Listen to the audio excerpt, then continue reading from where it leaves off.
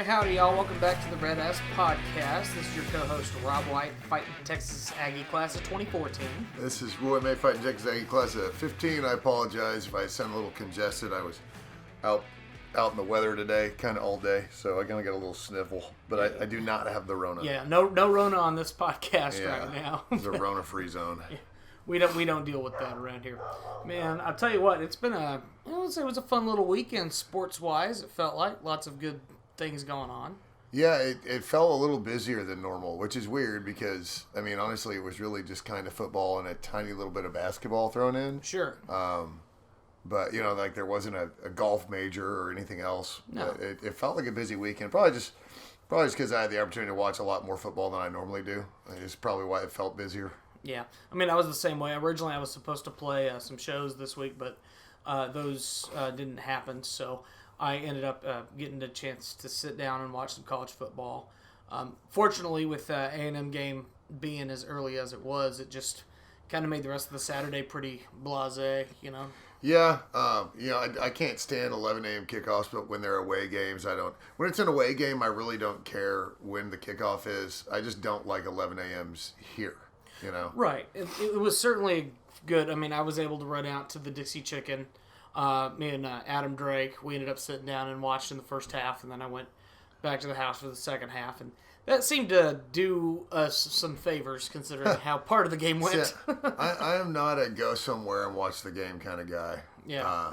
I like to watch it in the comfort of my own home so I can be obnoxious or loud if I need to be, and I don't have to, like, be concerned about ruining somebody else's experience while watching the game. Like, I don't really care about what people think of me. It's just I don't want to ruin their experience trying to go out and enjoy themselves. So I'm not a big, like, go catch the game at a bar kind of guy. Right. I never have been. I find myself being a little bit more tame when I'm watching it somewhere else versus being at the house. I feel like, especially when my parents happen to be watching the game with us, my mom is not a fan of me watching A&M football. Well, she hates it. Well, that's the other catch too. Like, I feel like when I'm at home, I'm a lot more engaged with the game. Like really down to the minutia and the smaller stuff. Whereas, like, if I go out with somebody to go watch the game, like, we're gonna talk and we're gonna chat, and I may, not, just in the kind of flow of things, not be fully locked in on watching the game, and I like to be fully locked in. I like to be able to really, look at the flow of the game and how things are going, and I like to watch, a lot more of the detail of football than just kind of the general game. So when I'm out with other people, I feel like, it's like having company. Like, you don't turn your back on company. So right. I'd rather just watch it at the house. I mean, if people have ever, well, not this year, but when we used to have people over to watch it at the house, like, we weren't talking a lot. Like, you're welcome to come over and watch a game. Let's have some beers. But, like, I lock in on games. I like to watch. Just it's like you're real time analyzing, what you're seeing and how it's working. So, and I can say, definitely from my experience, I found that watching the game at my house, like for a house party, is probably the best experience I've had. And some of the biggest games that A&M has won recently were house parties that I've had, and those are a ton of fun. And obviously haven't had a ton of people around me or my place since COVID, so. Haven't really had a chance to do that. Plus, I've just been so busy on the weekends, with music and stuff. Thank goodness, but stay busy. Like, I love having, like, I guess you call them watch parties. I love having a bunch of people over to watch a game, drink beer, eat food. I love to host. So I love doing a lot of cooking and doing a lot of prep and having everything just kind of laid out, kind of like a game day spread kind of thing. I love doing that. But once the game starts, like, that's why I do all the work on the front end. Because once the game starts, like, dog, if you need something, you're going to have to find it. Like, I don't have time for you. Like, if you need something, catch me at halftime, Maybe a commercial break. Yeah, maybe. Depends on if we scored or not. Yeah, also. So it's, I prefer to watch at home. I don't mind having people over. I don't mind having a ton of people over. It's just it's just something about going out to a public place. Like, when I was in D.C. in the old guard, there were a bunch of us that used to go. But I mean, we were living in the barracks. We didn't have military barracks, not the barracks right across Wellburn. Right. We were living in the barracks, so not everybody had TV. And nobody really had TV service. This is well before YouTube TV, Hulu, any of that stuff. It just literally didn't exist. So if you wanted to watch a game, you had to go to a sports bar that had the game. Right. And we'd have a good time, but I still much prefer watching it at home. Yeah, and I certainly getting in on that, and obviously a fun college football weekend. I would say there were some good games for the most part, and there were some snoozers to be sure. Yeah, and it was just a lot of football. And what's funny is outside of the A&M game, I didn't really watch a game. I just did a ton of flipping around because, like I said, we cut the cord, so now I can catch basically any game I want to. So I couldn't probably walk you through any other specific game on how it went or anything, but I did watch a ton of football and Premier League this week, and I watched a lot of everything. Yeah, and I felt I was in that same boat. Ended up going out to Cavalier Cigar in the evening on Saturday because they were having like a Rocky Patel event. So you basically bought a ticket and you got 10 cigars and a free lighter. Oh, nice. So that was really cool. And we ended up going out and there was just a ton of people watching the games, and we ended up flipping through Alabama, LSU, Oklahoma and Baylor, Virginia Tech, and Clemson. And then also before that, when I first arrived, it was still Coastal Carolina and BYU. And that's a game I really wanted to jump in on. That would be one game I literally did not see a minute of. And you know what? I had a chance to watch it, and that was a fantastic game, great environment. The Coastal Carolina fans, hats off to them. They brought the thunder for what they could. Basically, it was a nice back and forth the whole way, and then Coastal ended up winning it right at the end. They were leading. BYU had a chance to, that would have been able to put them ahead with a touchdown because it was only a 5-point lead at the time, and BYU ended up throwing a pass that ended up about 2 yards short of the goal line, and so that's how the game ended. Yeah, I saw like the highlights on how it ended. My thing was, this is probably the only time you'll ever hear this from me, but I'll give credit to BYU for making that trip short notice, going and they said any place, anytime, anybody, and they did, and they lived up to it. And in a season where you've got to create those chances for yourself. And BYU did, because if they didn't try and play anybody else outside of their schedule, there was no way in hell that they were getting even being considered for the playoff. It just wasn't going to happen. There's too many teams ahead of them that have played better teams, right? That even within their own respective conferences, can prove that they're better than BYU. So they went out and did it. That being said, oops. Yeah. I mean, good on you for going out for it, but if you were trying to impress the committee, that didn't happen. Yeah, but right. Just push your chips all on the table and see what happens. This is definitely the year to do that. Just roll the dice and see what happens. But for them, it's kudos to Coastal Carolina too. No doubt. That's a game on short notice for both programs, and that's just difficult. Not even logistically, but that's difficult. As a football team prepping for somebody that never in a million years would you have been prepping for. So one thing I will say that I was really impressed with from the athletic departments from both of them was that not only did they get the game scheduled, but they went ahead and planned on running a secondary game next year. They're going to do it over in Provo, so they're going to do the return trip. Yeah, they'll do it home and home basically. And what was really awesome about that was it was such a good shippy game. Like there were players getting after each other. At the end of the first half, there was a big scuffle, and they were kind of getting after each other. So it was felt like a rivalry game, despite the fact that you have nothing in common. Yeah, well, that's good though. No doubt. And it's good for football. Yes, it is. So with Virginia Tech and Clemson, it looked like that had a little bit of potential early, and then Clemson just ran away with it. Here's the catch. So on the fan show, we do our pick 'em, and the 4 games we picked this week were A&M, obviously, right. Bama, LSU, Clemson over Virginia Tech, and Ohio State over Michigan State. Mm-hmm. And the smallest of those three, not ours, obviously, the smallest of those 3 spreads I think was 21.5. Mm-hmm. I went chalk on all 3 because I didn't think there was a chance that any of those teams could compete. Right. And you're going to have even when you have a big time favorite that in the end pulls away. Sometimes you're still going to have a point here or there in the game where you get like a little flash across the bottom of the screen, and ESPN's like, tune in to ESPN2 because at the half it's blah blah blah. Exactly. But good teams pull away. That's what they do. When they're playing just complete schlebs, and that's really what it is. Michigan State's not good at football this year. No. Virginia Tech's not good at football this year. LSU is not good at football this year. So, no. The fact that those spreads were so big across those 3 games, and I still took them all, and I was right because it's. I mean, I went 4-0. Huh. Yeah.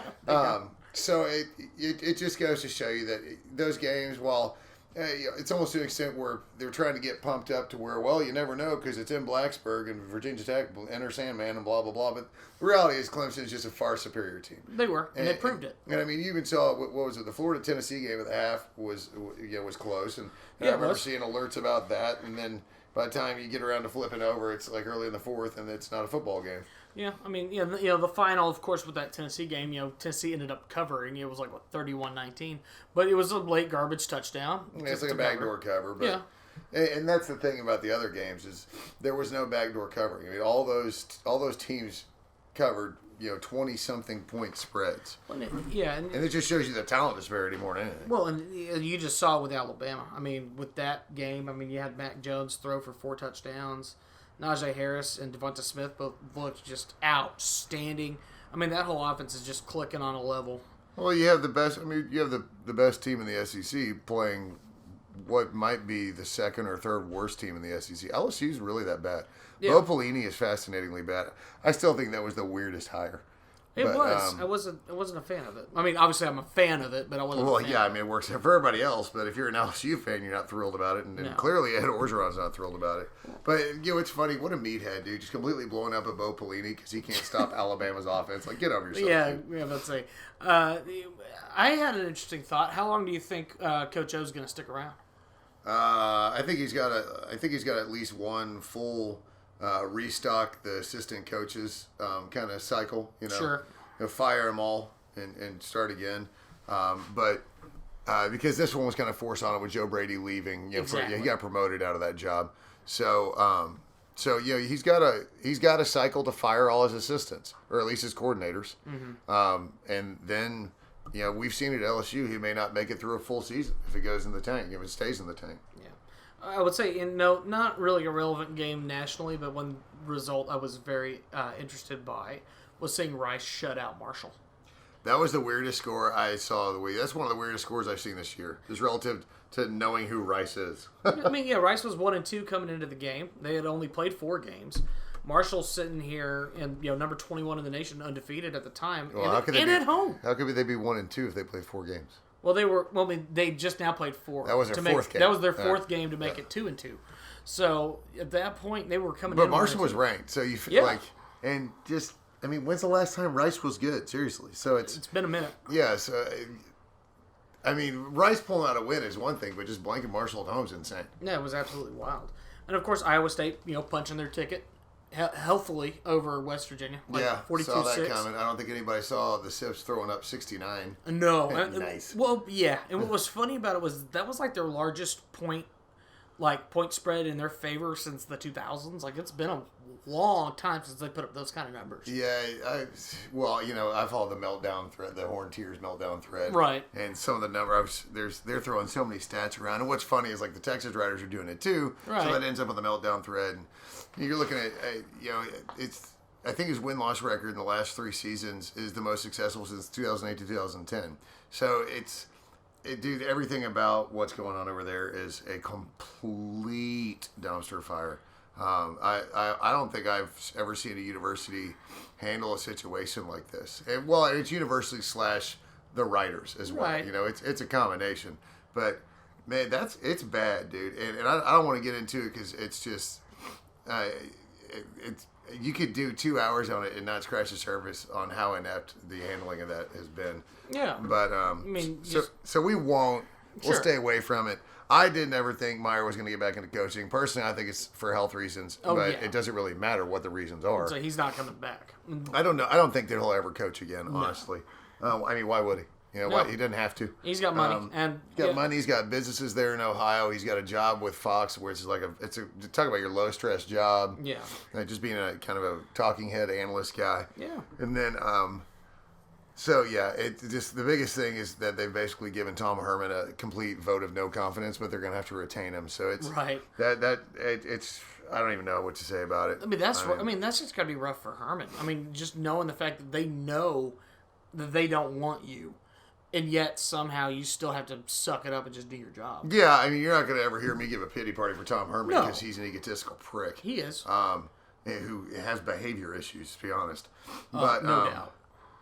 But yeah, no. Well, really, just don't think about Tom Herman. Just think about the program. Yes. I mean, because that scuttles recruiting. I mean, you would talk about the easiest negative recruiting ever. Yeah. You know, Show them that coach isn't going to be there next year. Yeah, show them the last couple of weeks. So, as opposed to, and you look back and you realize how thankful you are for the administration we have and how we went about, the Jimbo process, and so it's. But the thing is, we're the norm in that sense. When big time universities make big time hires, there's kind of a protocol to it, and the writers and everything around Texas just completely broke all protocol. Yeah. I would love 5-10 years down the road somebody does an interview with Urban Meyer and really asks, so I mean, straight up honest reason why didn't you go to Texas, and to see if part of it goes, I mean, did you see how the administration runs things? Do you want to work with that? And so right. But we can touch a little bit on the A&M game. Yeah. I don't want to dwell on it, to be honest. I thought it was a good game. I thought I thought a couple, literally a handful or so missed tackles is all that kept Auburn in the game. Yeah, I think overall it was a good performance from us from a game management standpoint. Mon had a good day. Yep. Mon looked fantastic. The running game, my God. Yeah, we put up 313 yards rushing. Running was phenomenal. Weidemeyer looked great. Yeah. There's not a lot to nitpick about. Honestly, defensively, I just thought it was missed tackles. I thought it was a couple here, one there. But the one with Bo Nix where he got out of the grasp of Buddy and Brown. I think both of them had him. How did he get away? So I think even Hansford had a shot, or that might have been a different play. So it's it's just kind of a couple of small things here and there, unfortunately. But mine goes for 200 yards, has in the 70s for completion percentage, right. Counts for 3 touchdowns. We run for over 300 yards. We cover the spread. Yeah. And we cover the spread easily. One might say it was a convincing win. Yes, it was. Yeah, it really was. If you watch the game, it was a convincing win. Now, how good Auburn is, I don't know. I was surprised to see Bigsby running as much as he was, because I really thought maybe that was just Malzahn playing a little poker. Just not showing us his true hand, because everything you heard was that Bigsby was 60-70% best. Right. And if he was at 60 or 70% and that was truthful, then you got to be scared about when that dude's 100%. Right. But I thought it was a good game. It's a road win, 11 a.m. Road 11 a.m.s everybody loves except for the team. I mean, they love to be able to get it over and get back, but at the same time, that's an early start. It's an early start when you already had to travel. So I thought they played well. Again, road win in the SEC. You don't ever look that gift horse in the mouth. No. So yeah, I mean, I was happy. I thought Weidemeyer was great. Obviously, the run game was insane. I thought the receivers did pretty well getting separation, catching the ball. Yeah. And then then it's honestly just, I guess, wrapping up, getting a better hold of people. Really. Sure. But I didn't have. Honestly, I didn't. The game was a lot closer than I thought it'd be, but I still didn't have a lot of problems with how we played. I really didn't. No, I look at kind of looking back on the game. Of course, in the flow of it, you sit there and you nitpick and you get irritated about the way certain calls went, the way certain game management things go. You look at Kellen Mond and say, "Dude, why are you throwing it when you've got 15 yards of green?" It's always easy to see from the couch. It always is. And so it's you can sit there and analyze, but at the end of the day, you just know that the guys have a clear head on their shoulder. They know what they're looking to do. And it was very clear that Jimbo had the right mindset in this game, as well as the team. Well, and I know the play you're talking about with Mon. And what's interesting is, he absolutely could have gotten that with his legs. Obviously, we win by 11, so, okay, fine. We could have won by more, maybe. I don't know. But what we did see is, as the game progressed after that moment, he did run more, so he was taking off. Yes. So now what you're seeing is these what we talk about a lot, adjustments, right? Right. Good teams make adjustments. Now, you could be a really good team and have a flat half or come out and they just schemed really well for you, but you can make those adjustments. And they did. And we talked a little bit earlier about how, like the Virginia Tech game, you're like, oh, maybe they'll give them a game, and Florida, Tennessee. Good teams pull away. And if you look at the stats in the fourth quarter from the Auburn game, all we did was pull away. It was offensively, defensively. They didn't have any offensive yards in the fourth quarter, basically. Right. We had 160 or 170 in the fourth quarter. I think we put up, was it 10 or 17 straight? Yeah, we scored 17 total points. Yeah, 17 unanswered. So you want to talk about, I mean, if you're going to wait till the fourth quarter, we all appreciate, you giving us more gray hairs. But what you saw was a good team pull away. Right. And I think that's probably maybe one of the most comforting and things coming from this game, and just kind of another boost of confidence. We saw them fight and claw and drag with Florida, and then we saw them not quite the same because Auburn wasn't able to stand toe to toe and go punch for punch. But we saw them in a situation where they were down to a team they should have been beating, right? And what they did was they pulled away, like good teams do. Right, and on both sides of the ball. On both sides of the ball. And you look back at, seasons past and games like this, where we find ourselves kind of losing our footing in the second half, and you just kind of have that little thing in the back of your mind where you're going, oh man, here we go again. We're not going to be able to finish the game. But the boys absolutely did what they were supposed to do. They came out, they did make those adjustments. They came out and, what was working, they used. They ran the ball. Whenever the receivers were covered up, Kellen ran it. And whenever they would start biting on that, we would pass and have incredible... I mean, that pass to Anais Smith, top notch. Yeah. There have been some serious adjustments, and you can just tell Kellen Mond is looking and feeling more comfortable in that pocket. He's absolutely thriving. Yeah. But, we talk about, what's one of Jimbo's biggest things? Process, right? Right. Trust the process. And what you saw was a team that got down, and there were plenty of fans, I'm sure, that were, like you said, kind of, oh no, here we go, or any of that. But what you saw was a football team just stay the course, trust the process, and in the end, we win by 11 on the road, and at no point in the fourth quarter were you really concerned. And I will say one thing I did like, and it's not from a football standpoint, but one thing that we got from the broadcasters, but they weren't like sitting here trashing us the whole game. Yeah, they were sitting here. They were actually talking football. Yeah. Huge fan of that, by the way. Yeah, they were talking football, and then they said, late in the game, Texas A&M needed to prove that they could win a big game on the road like this. This is a big time win for this program, and they need to be proud of this game. Yeah, the announcers kind of set it up for us. So it was basically like, this is when you prove it if you're going to do it. And then we went out and we proved it and did it. So you've got to love the fact that we were able to do what we needed to do. Exactly. In a situation that maybe we shouldn't have been in to begin with. But the fact is you find yourself in this situation, and that's when you see, are you a good team or are you a bad team? Are you going to be able to overcome where you're at and win the game? And we not only overcame and won the game, but the fourth quarter, again, just look back at the stats. Fourth quarter was phenomenal. Everybody played well. There was nothing Auburn could do in the fourth quarter. There was nothing they could do. There were defensive adjustments for us. There were offensive adjustments for us.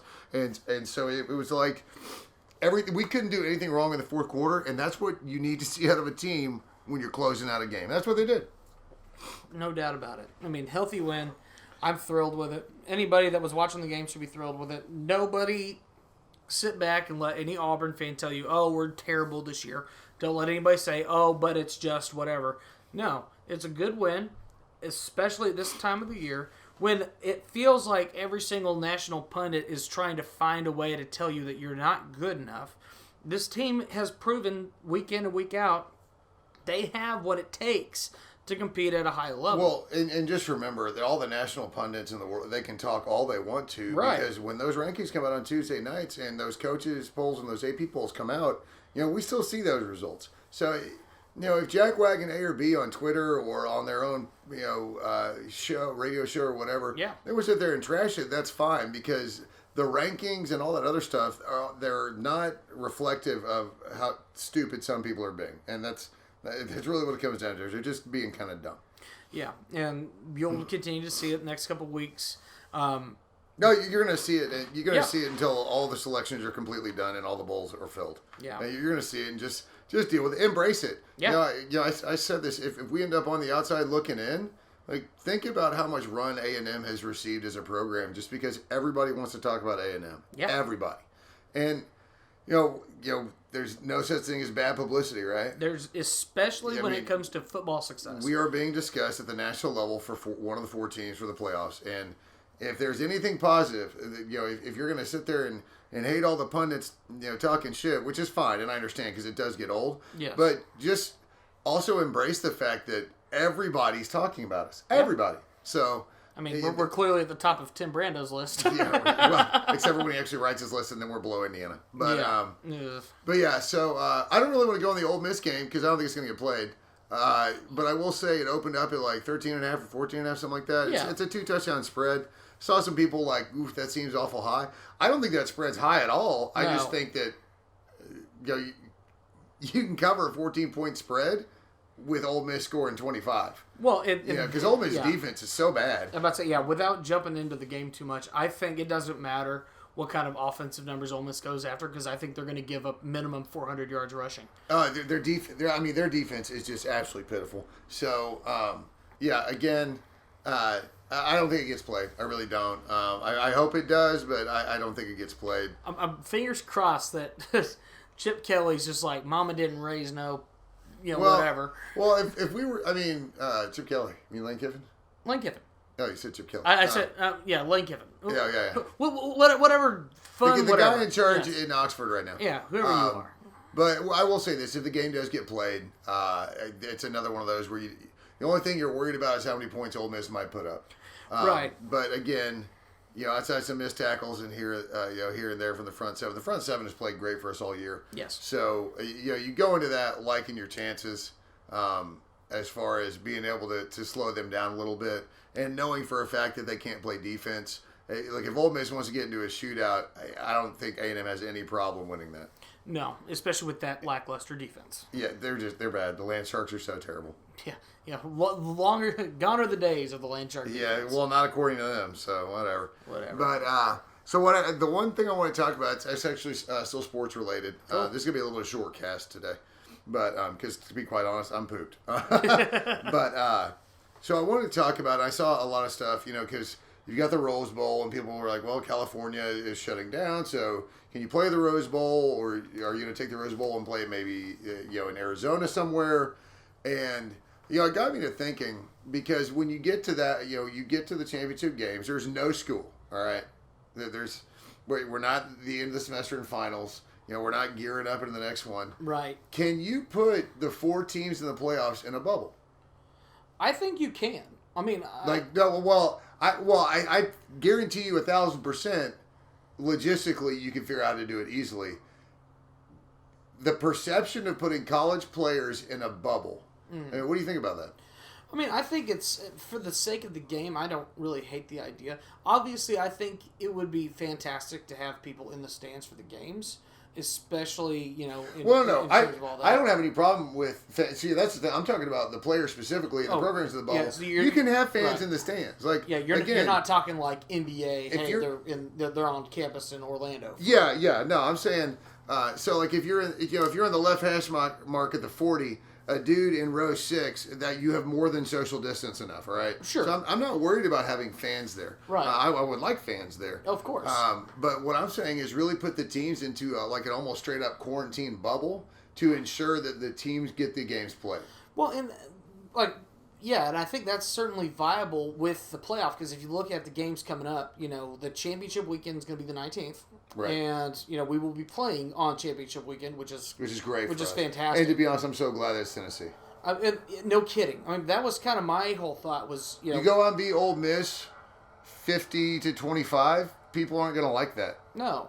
But you go out and mud stomp Tennessee. Like 41-3. Yeah, which is hopefully what you end up doing, and you should be fine. So I like that those got flopped, quite honestly. My fingers crossed. I'm really kind of hoping that that's an early game. I'm hoping it's like 11 o'clock.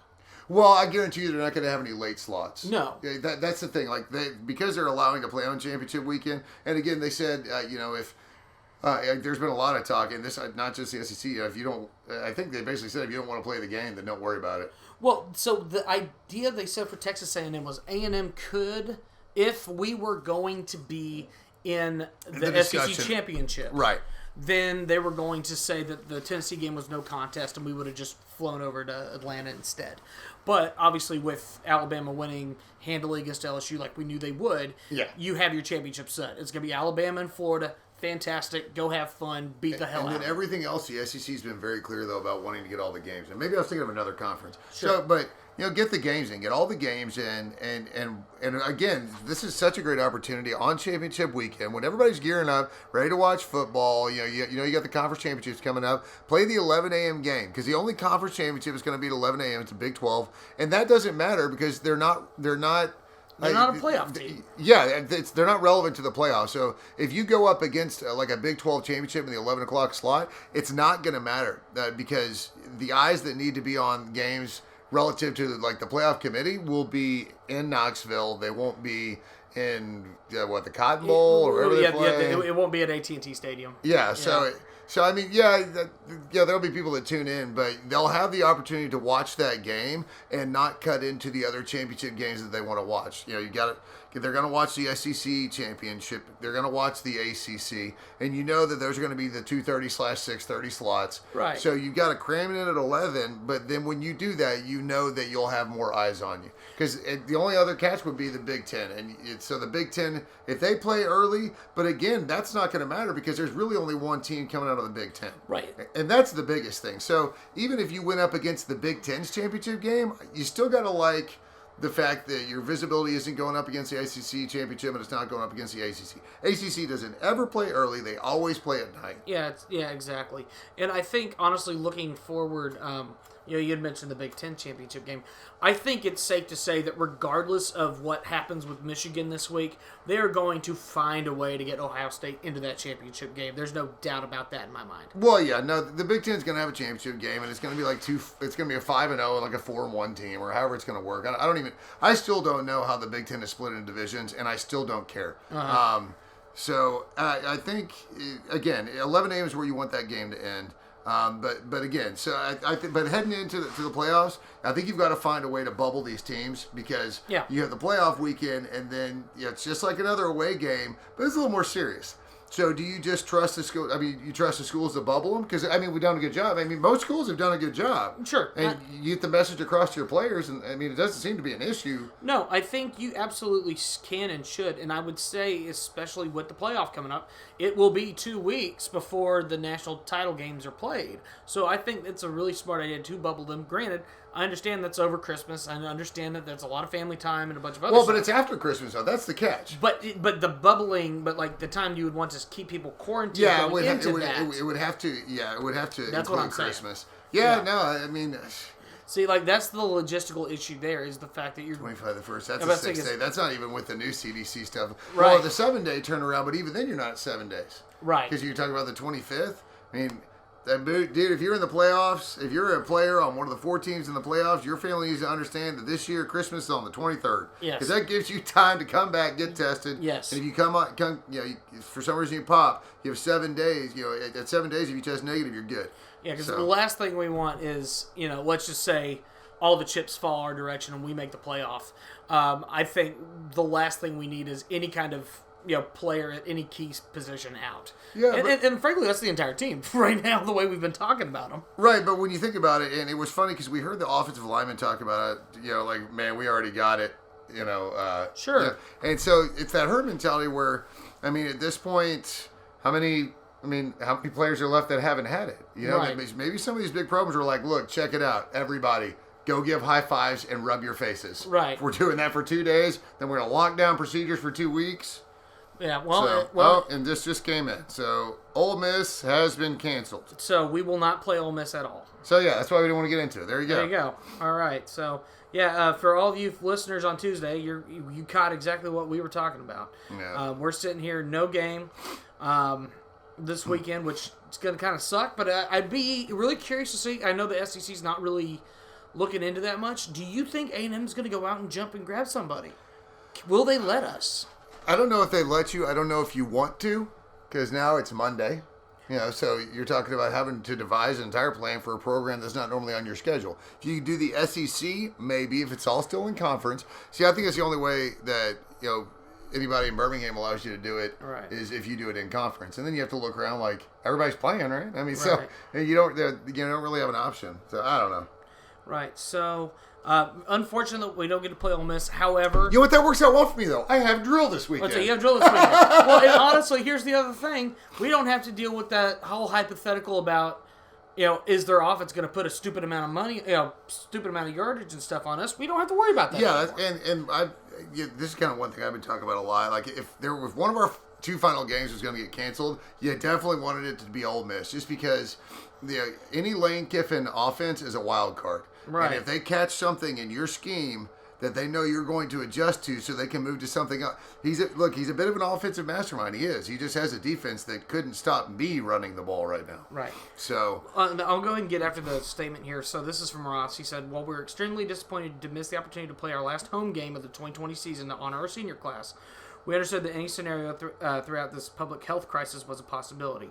After completing 8 games, our players, coaches, staff, and administration should be committed for setting the stage for a successful season and playing this great game as safely as possible. We cannot wait to get back out on the field against Tennessee on December 19th and finish the season as strong as possible to continue to build our program under Coach Fisher's leadership." that it does suck, because what little gate that you get for the home games this year, because Right. the smaller attendance, Right. you're gonna miss out on that. You're gonna those concession workers. There's a lot more than just missing a football game that sucks. Yeah. So but it's at the same time, you have to look at it from a championship kind of perspective. We don't want anything to do with COVID, because we got Tennessee the following week, Yeah. and and then you're talking about the playoffs. You're talking about the playoff committee. Right. So if there was a game that you want to see drop off the schedule just because of optics of a score, because so many of these pundits and some of these people don't always like to look at anything other than the final score. So again, I'm fine with it. Right. And let's just say at this stage of the game, so now, like I said, we can control what we can control. And that's not a whole lot, but, so focus on Tennessee at this point. Not really a whole lot to do. And now you've got extra time. You can literally shift right this very second to Tennessee prep. Yeah. And you're talking about extra time to prep for a team that's not good, which should mean you just absolutely destroy them. Right. Somebody mentioned the idea of how about we just flip Tennessee and Ole Miss right now. And I don't know if I like that. Who's Tennessee playing this week? Uh, They're probably probably playing somebody. 4 other games that gets flipped. So there's no way you're going to do the math. It's Monday night. It's too late. Right. It's just not going to happen. No, there's just no way. I don't see it happening. I'm fine with it. I'm completely fine with it. We get Tennessee on championship weekend. Yeah, they play Vanderbilt next week. Yeah, so I mean, there's nothing you can do about it. It has been ongoing here or there throughout college football. Games have just gotten canceled, delayed, whatever you want to say. So, I'm fine with it. I literally, it doesn't bug me one bit for Ole Miss to be the game that's canceled. No, especially just from a resume standpoint. I know there's a lot of folks that are sitting here. I mean, like one of the comments I just saw, guys said, "Well, A&M's going to be lucky that they don't have to run into that offense." I'm like, "You're lucky that we're kind of looking forward to running into your defense, preferably." Yeah, but at the same time, fine, I'll take luck. Yeah. The ball that got tipped into Weidermeyer's hands for a touchdown. Holy crap! But you know what? A catch! You know what? Championship teams get a little luck along the way. Auburn, anybody? Yeah, Auburn an entire year, the year they won the national championship, was touch- some of the most ridiculous shit I'd seen. Not to mention all for the same team in one season. You get Auburn, Jesus. Yeah, so again, sometimes you need a little luck, and not to look. It's not lucky that they're having COVID issues, so don't take it that way. No, it's Although I certainly don't think not. anybody listening, I'm not happy that they got it or happy that they're having issues with it. Me either. But the way things are going to fall, if this was how it was going to fall, I'm not going to complain. No. I'm not. I was never rooting for it. But I'm certainly not going to complain. So I mean, at this point, playoff time coming up. We're pretty excited about it. I mean, I'm really, really curious to see how some scenarios play out at this point down the stretch. Obviously, nothing has changed for us. It's pretty simple. yeah. We're good.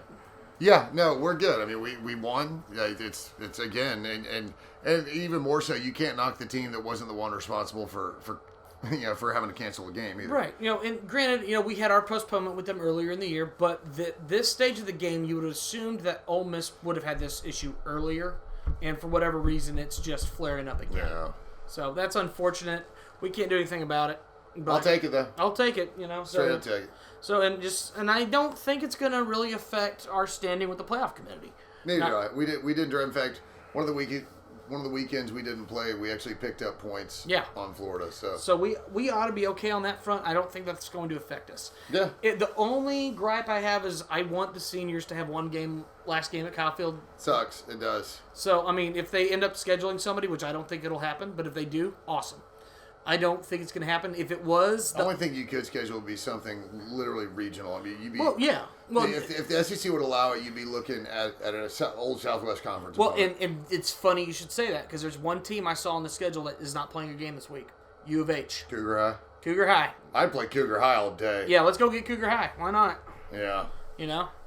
Yeah, that'd be the one. And honestly, when you think about it, I mean, regionally, it's really easy. So logistically, you're not having to deal with any sort of massive nightmares. No, they just hop on a bus and drive up to College Station. Easy. Yeah. Or, I mean, they can, they can charter into Easterwood. I feel like that's a pretty cheap charter. Yeah, either way, we could get them up here without any kind of issue. So that's why, make it happen if we can. If not, I mean, I'm sure conversations you know what, Cougar High that'd be a really good option. But again, I don't think they're going to replace it. But just because you're also talking about, I feel like every conference has a slightly different protocol for COVID. And right. So the SEC may not be keen to us doing that. Well, and that was the problem preseason, was they said that they were not wanting to play any teams outside of the conference. Now, if they're willing to look at A&M as a possibility for the playoff and whatever playoff revenue to add to that, they might be willing to shift around a couple of, we'll allow this one to happen. But I'm not sure if that's going to be the case. Yeah, and before anybody goes, well, that's hypocritical because you're saying, the Big Ten changed the rules for Ohio State. The Big Ten is changing the minimum number of games played. We're just trying to play some football. Like, we're just trying to add a game to our schedule. Well, and that just came in, actually. I'm looking at it here. It does look like they have a game on the 12th, and it is with Memphis. Originally, that was not on the schedule. So, that's right. So U of H is out. So I don't think it happens. I don't think it'll happen either. I mean, it sucks for the seniors because hell, It does, but at the same time, it's senior day in front of not that many people, unfortunately. Right. So just everything sucks this year. That's I've probably said that once a week. Just everything sucks this year. It does. But and we'll get there. So anything personal, new? No, man, just kind of full bore into the holidays. Finally got the lights on my roof, so the house decor is complete. I could tell. I have done some shopping. But yeah, no, just kind of gearing up for the holidays, man. I still working. Today I had the opportunity to play in Coach Guerreri, our women's soccer coach. Yes, sir. Well, just our soccer coach because we don't have a men's team. Yeah. But I had a blast for that. They raised a bunch of money for Cavalry soccer here in town. The kind of BCS area, right? And cool. I love going to scrambles. And Coach G he's first of all, he's just such a nice, awesome guy. Yes, he is. And he's incredibly humble considering he's the most successful coach at A&M, right? Relative to longevity. They're in the NCAA. Was it 23rd or 24th year he's at A&M now? Yeah, it's like this will be the 24th. And like all but 2 or 3, he's made the NCAAs. So he's. I think I saw him tweet out. It's been like a decade since they had any girl come through Aggie soccer and not lift at least a share of the conference trophy. Yeah, I mean that's Big 12, SEC, all of it. Yeah, they have. At some point, if you came to Texas A&M, you were holding up hardware. Yeah, they're so good, and he's just such a nice guy, and so I enjoy being able to go out and do that today. But I'm paying for it because it was a little chilly outside, and I'm a big fat weenie, and it scrambles. I got up there at 8:30, and I got home at 5, so it's like spending a day of work at the golf course. Which, if that was my job, I'd totally be down with it. Sure, but I'm not getting paid to do that. So no, and like I said, things are kind of slow on my front as far as music and things, but that's not something I'm going to get into here on the podcast, just because there's still a lot of moving parts with that. But we'll see what happens with all that. But I mean, I'm happy at this point. A little disappointed we're not going to play football this weekend, but. Yeah, well, I've got a lot of stuff with drill. My brigade commander or brigade sergeant major is having me organize a brigade-wide best squad competition. I got voluntold for a task on December 22nd, but thankfully it's virtual.